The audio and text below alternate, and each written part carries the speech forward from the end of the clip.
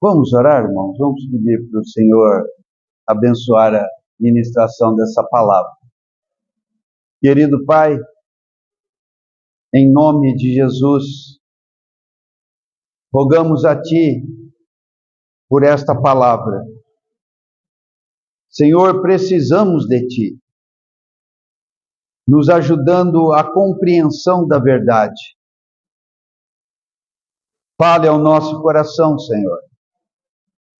Querido Espírito, fale à igreja, nos diga uma palavra que nos fortaleça na fé, que nos fortaleça na compreensão da verdade eterna. Ajuda-nos, Senhor. Sem Ti não temos como fazer. Abençoe, Senhor, o meu falar. Abençoe, Senhor, o ouvir dos irmãos. Querido Espírito Santo, esteja soberano sobre tudo e sobre todos. E revela-nos a verdade. Em especial do tema que vamos trabalhar hoje. A interiorização do Espírito. Ajuda-nos nisso, Senhor. Nós te pedimos, ó Pai, em nome de Jesus.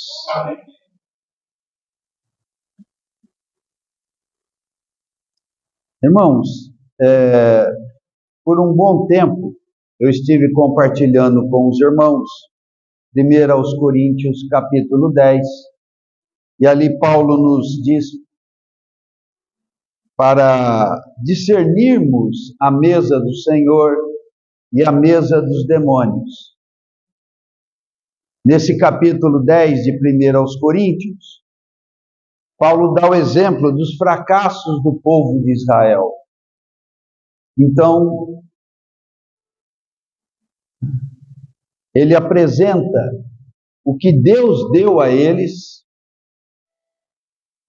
e apresenta a maneira como a maneira como o povo se comportou com aquilo que Deus deu a eles. O testemunho de Israel com respeito ao que Deus preparou para eles, o testemunho de Israel é muito ruim. Na verdade, eles não andaram nos caminhos do Senhor. E ele, Paulo, nos adverte a não fazermos como Israel. E por fim, ele vai dizer para nós não estarmos associados à mesa dos demônios. O Senhor tem nos chamado a participarmos da sua mesa. E esse assunto, a mesa dos demônios, é um assunto bastante delicado, porque fala de coisas grosseiras, muito grosseiras, e não é difícil discernir que aquilo é mesa dos demônios. Mas há coisas muito sutis deste mundo que é oferta do maligno a nós. Então, o nosso viver tem que se tornar um viver, se queremos caminhar na fé, se queremos progredir, avançar, amadurecer no Senhor, se queremos até mesmo nos dar bem frente às dificuldades desta vida, nós precisamos discernir muito claramente isso. O que é de Deus e o que é dos demônios. Então eu falei bastante sobre isso. E depois avancei para outro assunto, a respeito da mesa do Senhor, e comecei a compartilhar com os irmãos sobre a experiência da mulher samaritana. A mesa do Senhor, a mesa que Deus nos preparou, basicamente tem a ver com o Filho e com o Espírito. E nós precisamos aprender a discernir claramente quem é Jesus e quem é o Espírito Santo. Qual é o papel de um no propósito eterno de Deus e qual é o propósito de outro. Então, o que Deus nos oferece em sua mesa é o Filho e é o Espírito. Significa dizer que Deus, Ele dá da sua própria trindade para nós. Isso é maravilhoso. Então temos que entender como Deus se move para realizar a sua vontade em nós.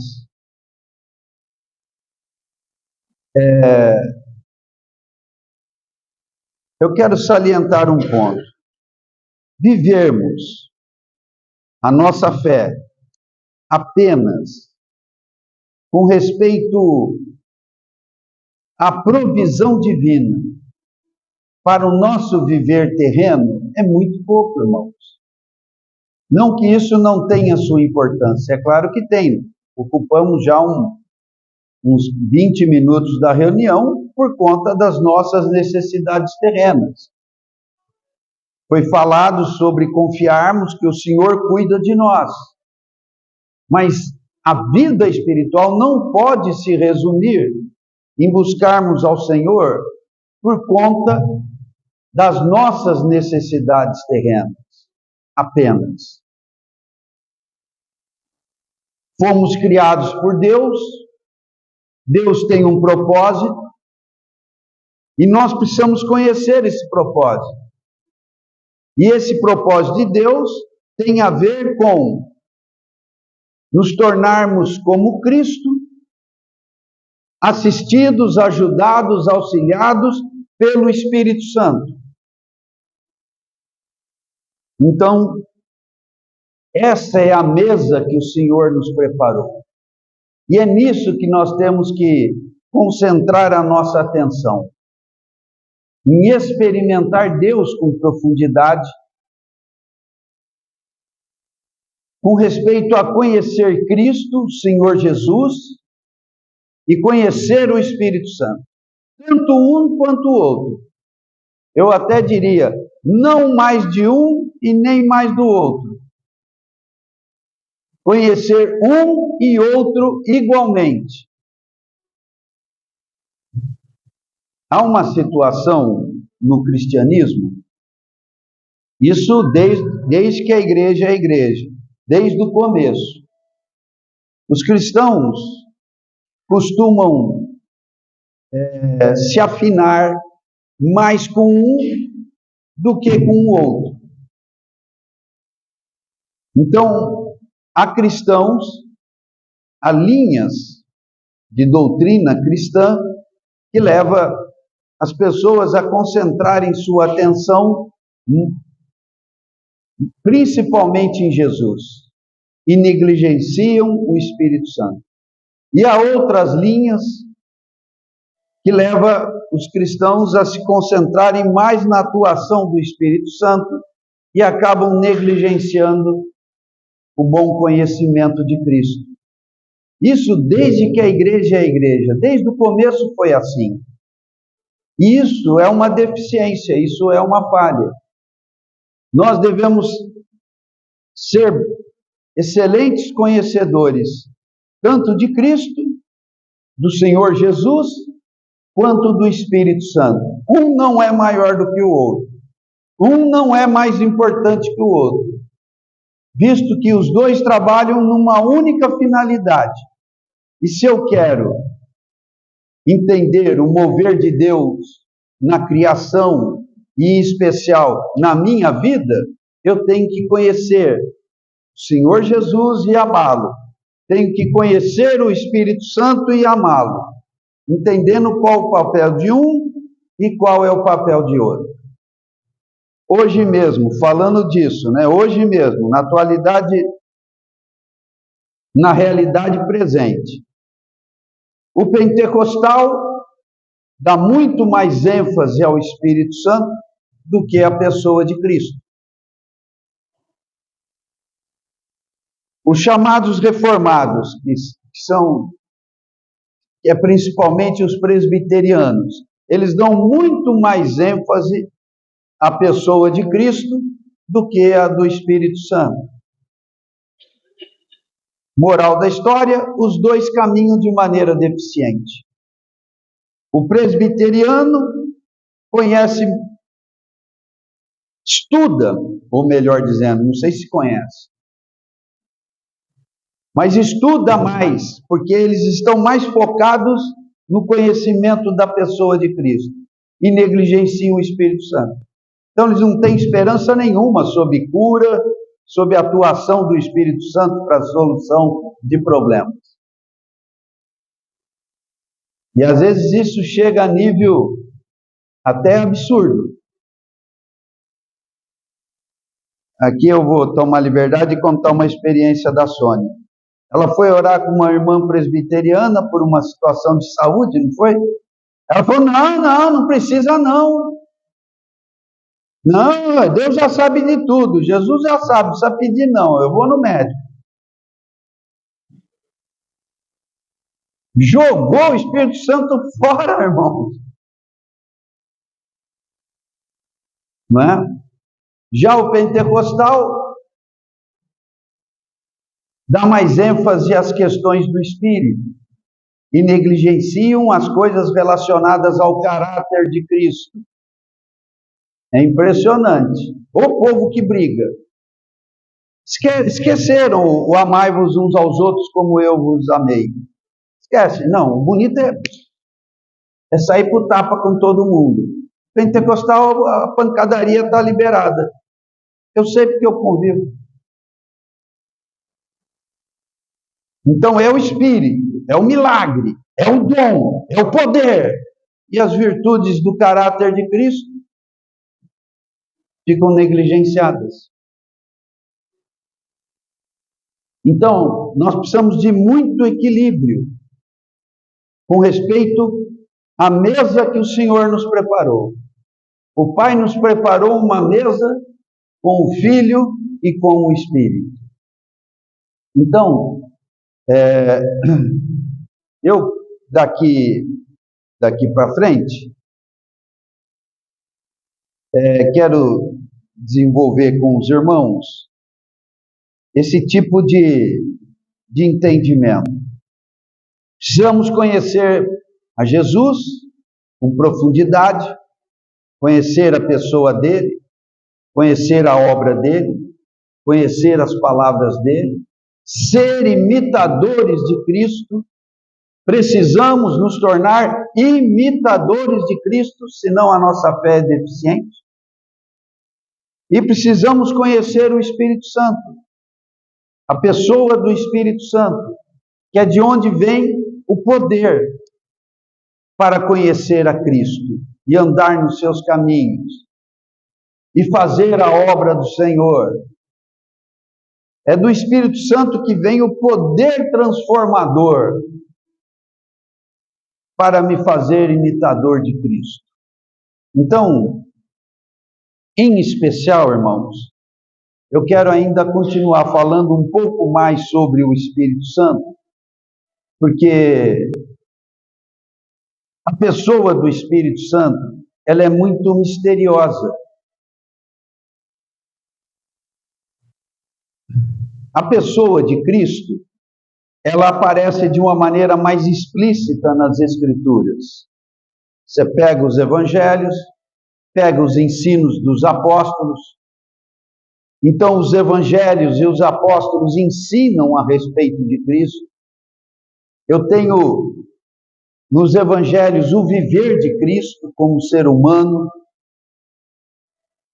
Nas epístolas eu tenho os apóstolos explicando o significado do viver de Cristo.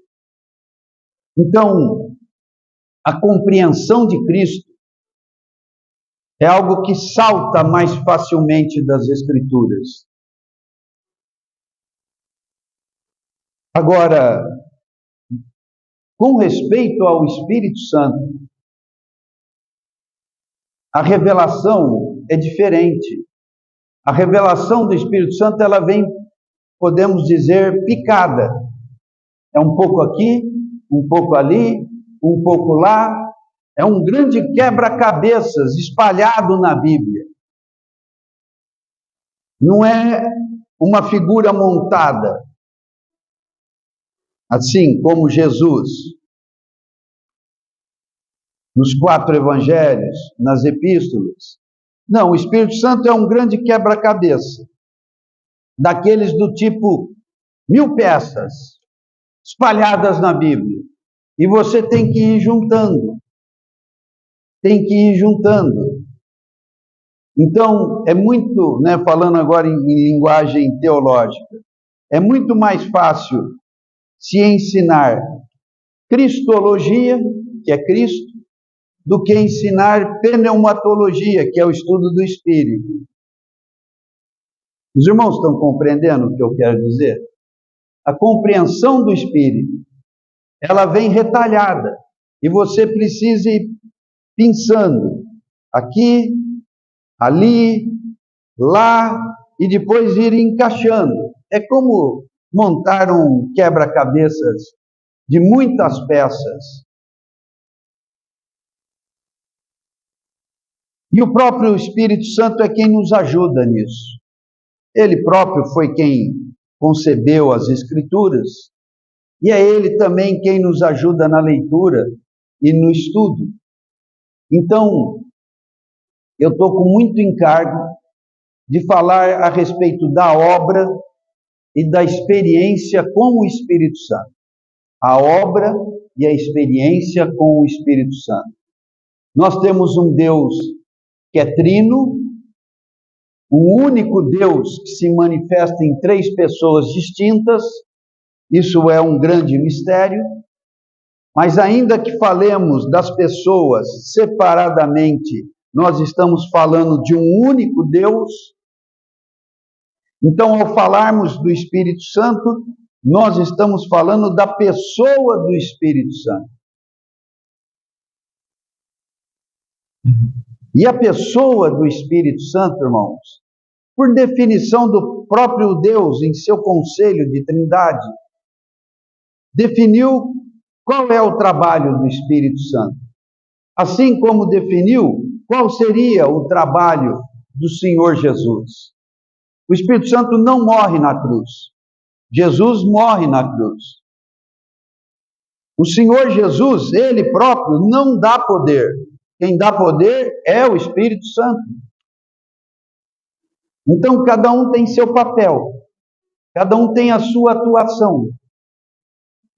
E se nós queremos ter uma experiência cristã viva, forte, intensa, nós precisamos conhecer bem o papel do Espírito Santo.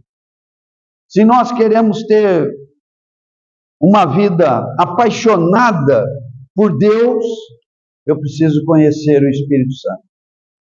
Se eu não conheço o mover do Espírito Santo, como a Bíblia ensina que ele se move, o que é que ele me oferece, o que é que ele espera que seja a minha reação, se eu não compreendo essas coisas, Deus não vai ser algo envolvente no meu viver. Eu posso temê-lo, posso honrá-lo quanto eu puder, mas eu não vou ser apaixonado por Deus. E até mesmo nem serei apaixonado por Jesus. Por quê? Porque isso é trabalho do Espírito Santo. Então, se eu reajo bem a Ele, Ele me leva a amar o Pai e a amar o Filho. Isso é dele. É a parte que cabe a Ele. Imagine que a Trindade se reuniu e definiu quais seriam as atribuições de cada um. Então, levar o homem a um constrangimento, a um quebrantamento, a um reconhecimento do amor de Deus, é obra do Espírito Santo. Se o Espírito Santo, vou citar só um exemplo simples, se o Espírito Santo não me convencer, Você pode contar a história de Jesus milhões de vezes que isso não vai me dizer nada. Pode assistir o filme que for. Você pode até ficar constrangido com o sacrifício de Cristo, mas isso não vai dizer nada no meu coração. Não vai mudar nada na minha vida. Mas, se o Espírito Santo agir, eu vou chorar diante da cruz. Eu vou chorar pelo amor que Cristo demonstrou por mim. Eu vou chorar porque vou me ver tão pecador e tão sem merecimento algum. Mas eu vou ver Cristo crucificado e vou ficar encantado, comovido, até mesmo enlouquecido pelo amor de Cristo que excede a todo entendimento. Mas se o Espírito não se mover em mim, eu posso ficar olhando para Jesus crucificado, isso não significa nada para mim. Não mover nenhuma atitude de comoção que me leve a entregar a vida para Ele. Então, amados, o trabalhar do Espírito Santo é que me leva a ser despertado para Deus, é Ele que me leva a penetrar nas profundezas de Deus, é Ele que me faz ir me tornando um com Ele, não só em caráter, mas também no poder da obra. Então, nós precisamos de 3 coisas para caminharmos bem na nossa vida cristã, irmãos. 3 coisas que Paulo seleciona em suas orações pelos santos. A primeira coisa que nós precisamos é luz. Luz, porque nós estamos afundados em trevas no que diz respeito a Deus. Então nós precisamos ser iluminados. Quem nos ilumina é o Espírito Santo. Aí os olhos se abrem, aí a verdade salta, aí a cegueira espiritual começa a desaparecer, e eu começo a ver a glória de Deus. Uma segunda coisa, eu preciso conhecer o amor de Deus. A primeira é luz, a segunda é amor. Eu preciso conhecer que o meu Deus é um Deus de amor. E o que sempre vai me derreter na presença do Senhor é o fato de Ele me amar. Mas esse amor está encoberto. A menos que o Espírito Santo derrame o amor de Deus em meu coração. Romanos 5:5. É a atribuição do Espírito Santo derramar o amor de Deus em nosso coração.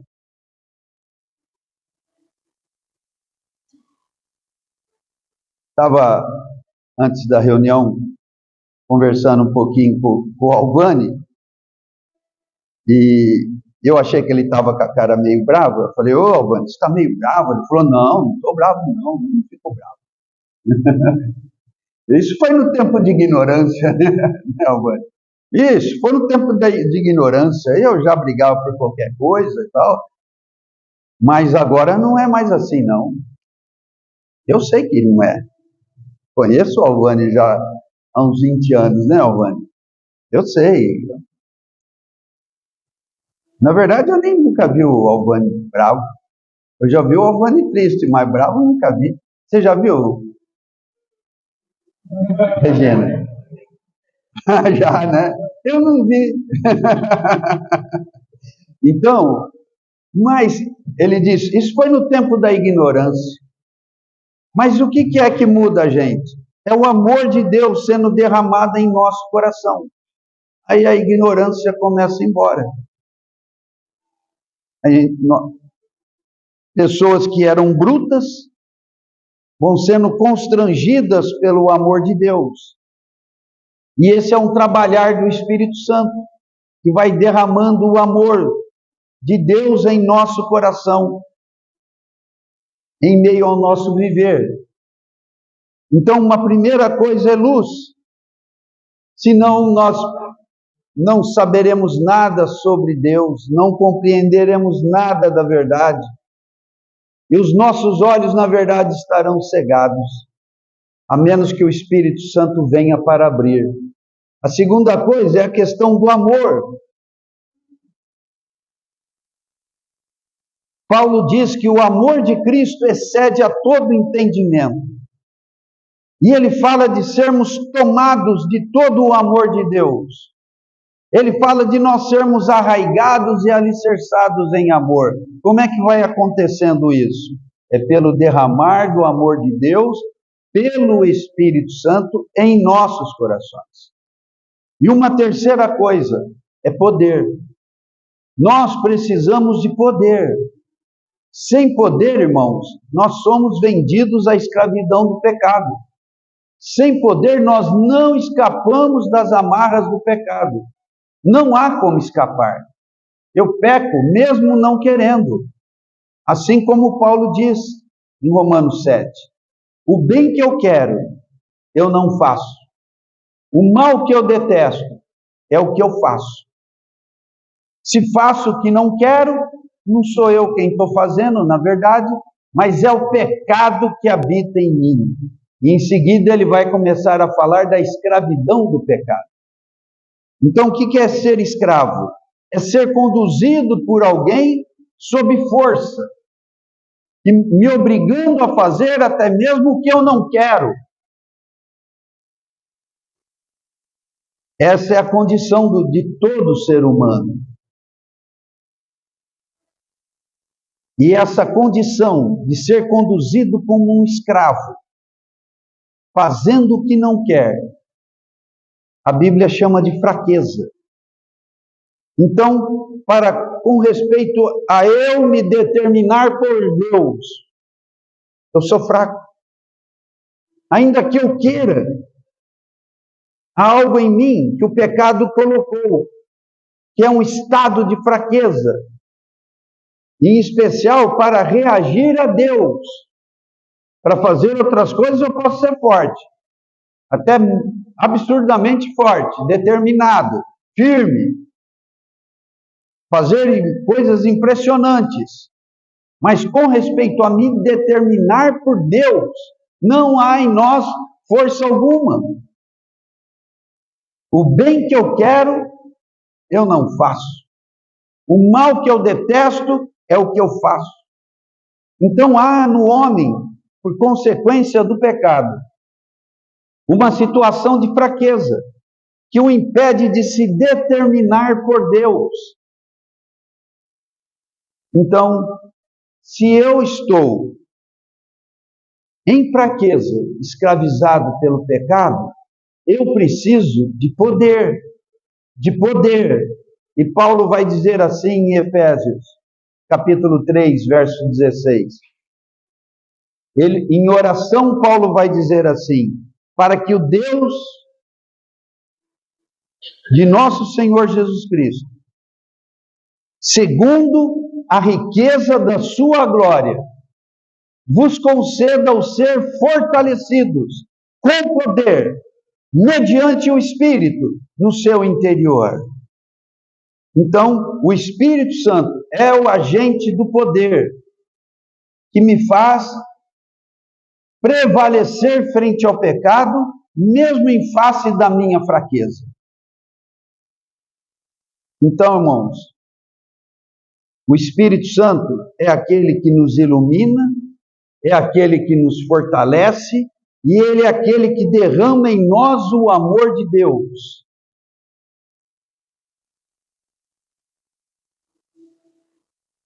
E é esse derramar do amor de Deus que vai gerando em nós paixão por Cristo, amor por Deus.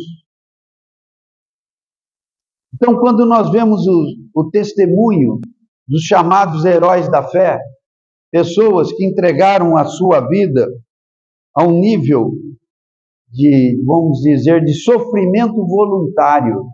Eles não foram obrigados, não era um sofrimento que eles estavam passando por força da situação. É um sofrimento voluntário. Ele podia trabalhar numa profissão, ter o seu conforto, a sua família. Só que o amor de Cristo o constrangeu a ser um missionário entre muçulmanos. Olha que loucura, irmãos.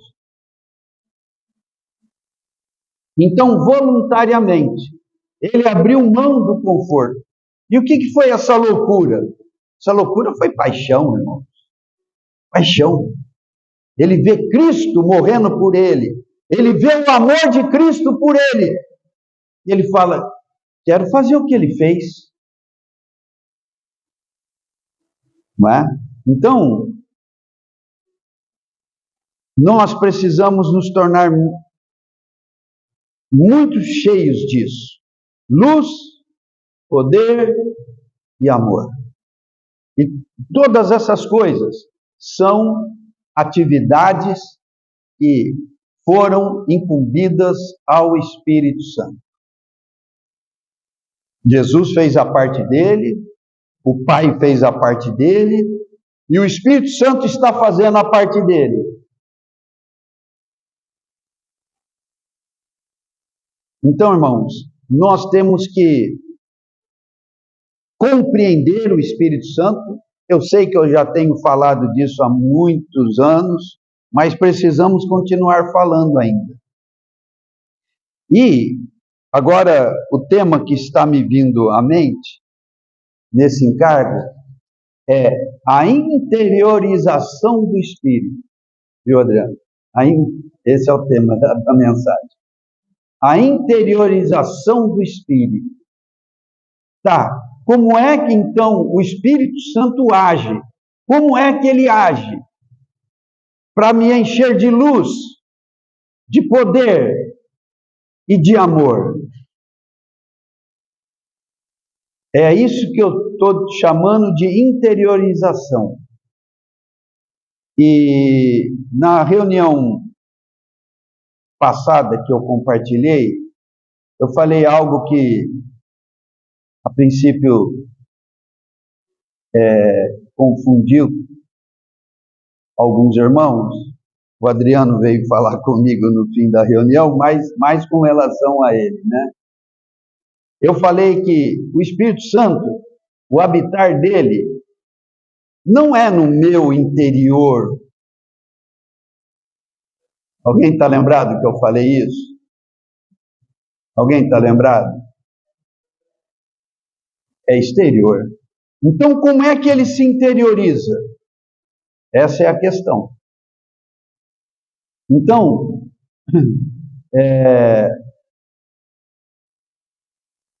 uma vez, isso já tem muitos anos, eu vi um irmão se desviar da fé e voltar a um viver antigo, até de promiscuidades. E eu fiquei pensando, puxa, como é que Cristo pode estar dentro dele? Porque nós habituamos com aquele diagrama dos círculos concêntricos, né? Corpo, alma e espírito. Então a gente colocava uma seta que o Espírito de Deus entra no espírito humano como se viesse para o meu interior, o interior do meu ser. E ali ele ficava, independente de como eu vivesse. Ficava e não saía. E isso me perturbou muito tempo. Como é que pode cristãos que não abandonam o pecado? Como é que você pode dizer que ele faz o que faz, vai aonde vai, fala o que fala, e Cristo está no interior dele? Então era assim que a gente cria, assim que eu cria, que eu aprendi a crer, era assim que eu ensinava. Mas depois, quando eu comecei a estudar a Bíblia, eu percebi que isso é uma linha teológica, não é um ensino bíblico puro e claro. E aqui só uma observação. É muito fácil a gente admitir verdades por estudo teológico, ou por conta daquilo que aprende, conforme o ensino de alguém, que acaba por não refletir necessariamente o ensino da Bíblia.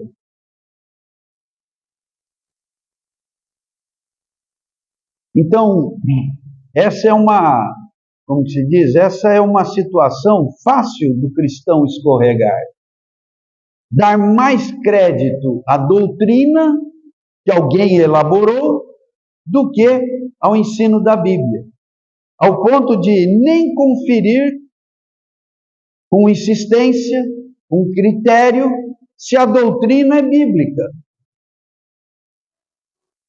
Aí você coloca muita confiança em determinada pessoa, abraça tudo o que ela diz, e ainda que ela esteja de boa vontade, não estou dizendo que ela está querendo te enganar, mas em certos assuntos não andou bem, não ensinou correto, não é? Então, essa é uma situação muito delicada. Doutrina, num sentido teológico, é o que alguém interpretou das Escrituras. E isso tem aos montes, um monte de linha doutrinária a respeito de todos os assuntos. Fala, Zé.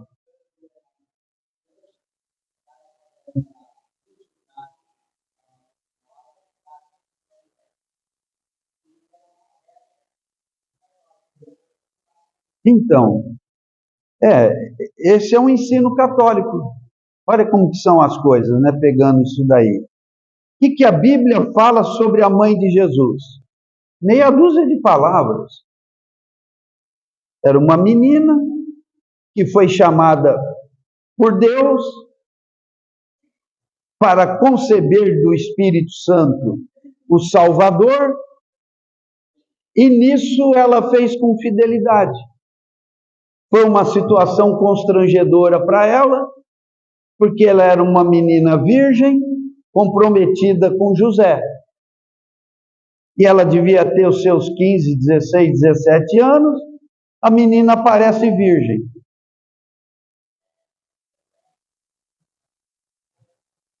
Como é que explica isso?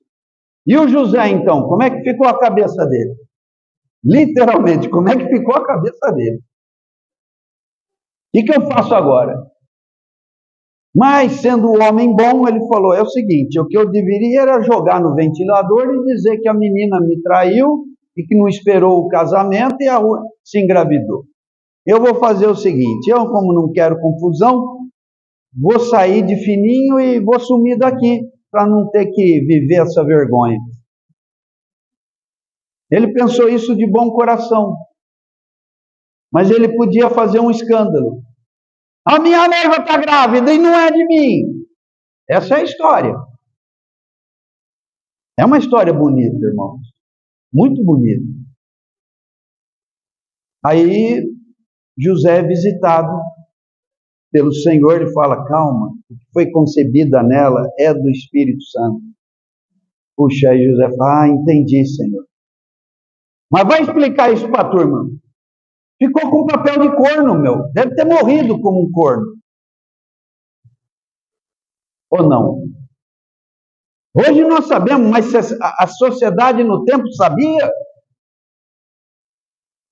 Quem aqui teria coragem para fazer o papel de José? Hã? É fácil? Então essa é a história que está na Bíblia, não é isso que está na Bíblia?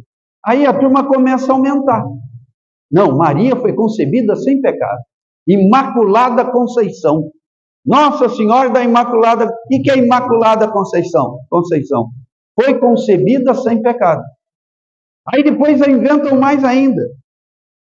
Diz que ela foi assunta aos céus. Assim, que nem Jesus subiu aos céus. E ainda começam a inventar papéis de redenção junto com Cristo para ela. E esse assunto ultimamente veio à tona, que o Papa atual disse, Maria não tem papel de redentora com Cristo. A maior polvorosa lá. A maioria dos católicos não estão nem aí para isso, mas os que gostam mais da coisa na boa, de acordo com a doutrina, então, mas que é o papo? Você está puxando o tapete da gente? É fim dos tempos mesmo, né? Isso é um escândalo para a fé católica. Quem foi um bom católico sabe que isso é um escândalo. Mas o Papa é que causou isso. Então, esse é o reboliço das doutrinas. Né? E esse é um caso mais absurdo. Né? Nós poderíamos falar em calvinismo, em arminianismo, e aí vai as doutrinas todas. Então, alguns conceitos, né? Eu já estou parando. Alguns conceitos que eu quero trabalhar com os irmãos para falar como é esta coisa de Cristo habitar em mim. Ou, em outras palavras, Cristo está dentro de mim ou não está? Eu não tenho ensinado isso nos últimos 15 anos. Mas antes de 15 anos atrás eu ensinava isso. Ensinava errado. Então é capaz que vocês já estejam aprendendo certo. Vocês nem estejam entendendo do que é que eu estou falando aqui. Mas é muito comum, eu vejo na pregação cristã, de uma forma geral, dizer, porque Cristo está no meu coração. Isso está certo e isso está errado. Ele está no teu coração como? Ele entrou aí? Ele está ali dentro da minha alma? Como é que é essa interiorização de Cristo? Então, o fato, irmãos, é que há uma obra progressiva do Espírito Santo. Há uma obra progressiva do Espírito Santo. Eu vou fazer um rápido esboço. E ao longo das próximas mensagens a gente vai destrinchando isso e colocando mais claramente para os irmãos. Primeiramente, todos nós estávamos mergulhados no pecado. Todo ser humano nasce mergulhado no pecado, o que significa mergulhado em trevas e escravidão. E pesa ainda uma condenação que é eterna. O Senhor preparou um lugar para Satanás e seus anjos porque eles se rebelaram. O homem, desde o Éden, aderiu à rebelião de Satanás. Então, o lugar que era para Satanás e seus anjos passou a ser também o lugar do homem, do ser humano pecador. O pecado passou a todos os homens, todos pecaram, todos foram destituídos da glória de Deus. Então considera esse versículo. Todos pecaram e todos estão destituídos. Destituídos do quê? Da glória. Então o que significa dizer que nós fomos criados para o quê? Para a glória. Nós fomos criados para a glória. E nós que estamos em Cristo, quando Cristo se manifestar, nós seremos manifestados com Ele em glória. É para isso que nós fomos criados. Mas quando pecou, fomos destituídos da glória. Olha, talvez a gente possa falar um ano e não sobrar e faltar tempo sobre o que é ser participante da glória. Mas todos pecaram e todos foram destituídos da glória e condenados à perdição eterna. Bom, mas Deus, sendo rico em misericórdia, por causa do grande amor com que Ele nos amou, e estando nós mortos em nossos delitos e pecados, nos deu vida juntamente com Cristo. Que significa dizer que o Senhor veio para nos restaurar. Ele veio para nos restaurar. Ele veio para nos salvar da perdição e nos restituir o direito à sua glória. Então, primeiramente o Espírito Santo vem e começa a trabalhar no coração do homem o convencimento. nós vamos estudar o convencimento. Nós somos cabeça dura, nós somos duros de coração. E o Espírito Santo, de uma maneira amorosa, paciente, ele vai lidando com as nossas teimosias, com a dureza do nosso coração, para nos levar ao convencimento. Uma vez que ele nos convence do quê? Primeiro, de que eu sou um pecador. Segundo, de que há uma justiça ofertada por Deus para mim, que está em Cristo. E terceiro, ele me convence de que há um juízo. É bom eu me arrepender. Isso é um trabalhar do Espírito Santo. E quando eu cedo, o ser humano cede a essa obra de convencimento, ele então se reconhece pecador e necessitado da obra de Jesus para escapar do juízo. Isso é uma grande visitação do Espírito Santo. Aí, ele crê. E quem crer e for batizado, será. Então, pelo fato de se deixar convencer pelo Espírito Santo, de que eu sou pecador e de que há salvação em Cristo, aquilo quebranta o meu coração e eu quero me tornar um cristão. Eu quero receber o batismo. E quem crer e for batizado será salvo. Salvo do quê? Salvo da perdição eterna.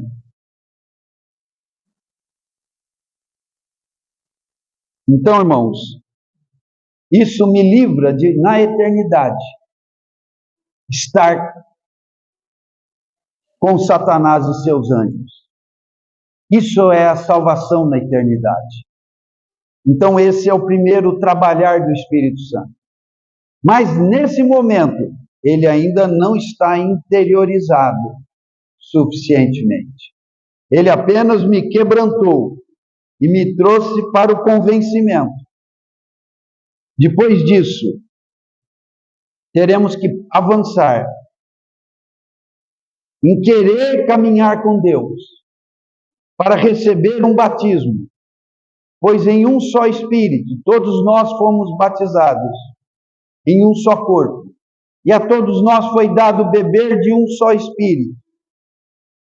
Então, à medida em que eu me deixo ser mergulhado no Espírito e passo a beber do Espírito, eu experimento uma coisa, que é um novo nascimento. O novo nascimento não é algo agregado à salvação. É um passo posterior. Talvez isso choque os irmãos, mas essa é a realidade.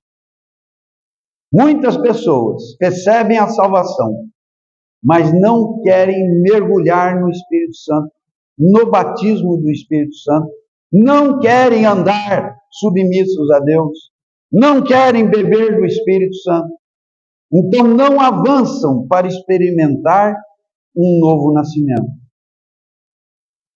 João diz: quem nasceu de novo não vive pecando. Então, todo crente que vive pecando não nasceu de novo. É uma experiência ainda a ser provada.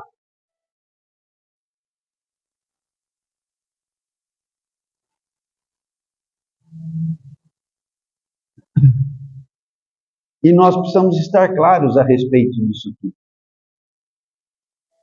Temos que avançar. Não podemos parar. Irmãos, a vida cristã vivida de maneira normal está longe de ser um território de sequidão. Está longe de ser um território de fraqueza. Está longe de ser um território de medo e inseguranças.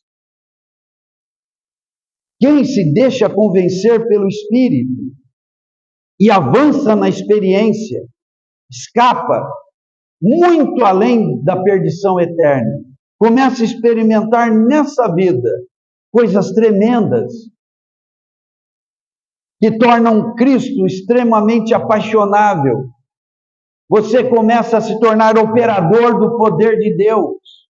Você começa a aprender a parar na presença de Deus e se encher do amor de Deus a qualquer hora. Não é algo que acontece casualmente. Puxa, parece que bateu um desânimo aqui. Parece que eu puxei o tapete de todo mundo.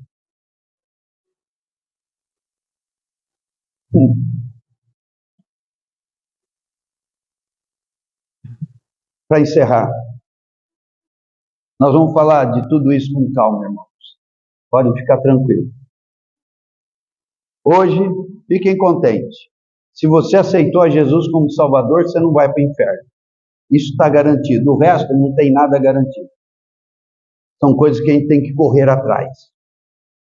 É que sabe, irmão, eu estou muito desmotivado. Por que está desmotivado? Porque não tem bebido do Espírito.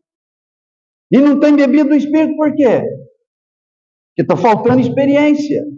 Que experiência? Do novo nascimento. Nós vamos ver Jesus chocar um homem idoso, Nicodemos. O senhor, não estou entendendo mais nada, eu sou mestre em Israel, agora o senhor está falando umas coisas aí, está me chocando. Eu sei, Nicodemos.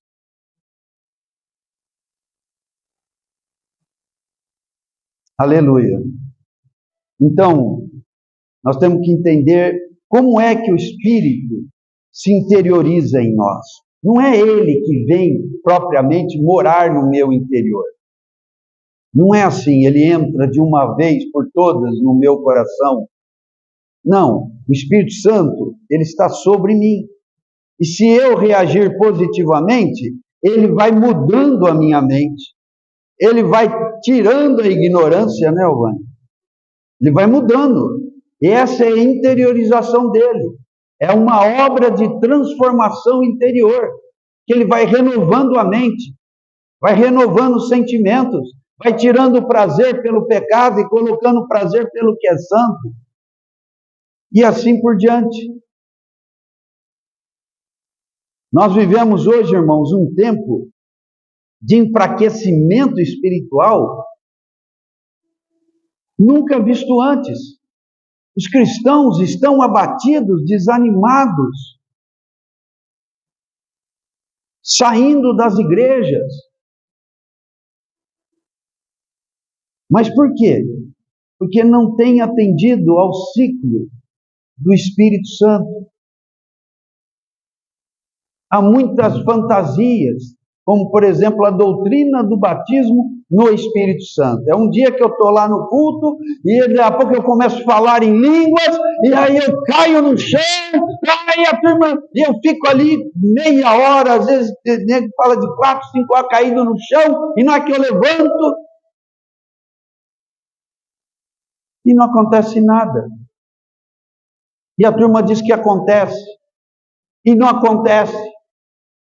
Volta para o mundo, volta para o pecado. Por quê? Porque não aconteceu o que disse que tinha acontecido. Então nós precisamos compreender claramente a obra do Espírito Santo. O Senhor é bom e Ele nos ajuda em tudo. Amém? Vamos orar. Querido Pai, ajuda-nos na compreensão destas coisas. O que nós queremos, Senhor, é uma experiência completa, uma experiência renovadora. Queremos poder dizer claramente que tivemos um novo nascimento. Queremos poder dizer claramente que bebemos do Espírito Santo. Queremos poder dizer, Senhor, que somos fortalecidos na força do Seu poder.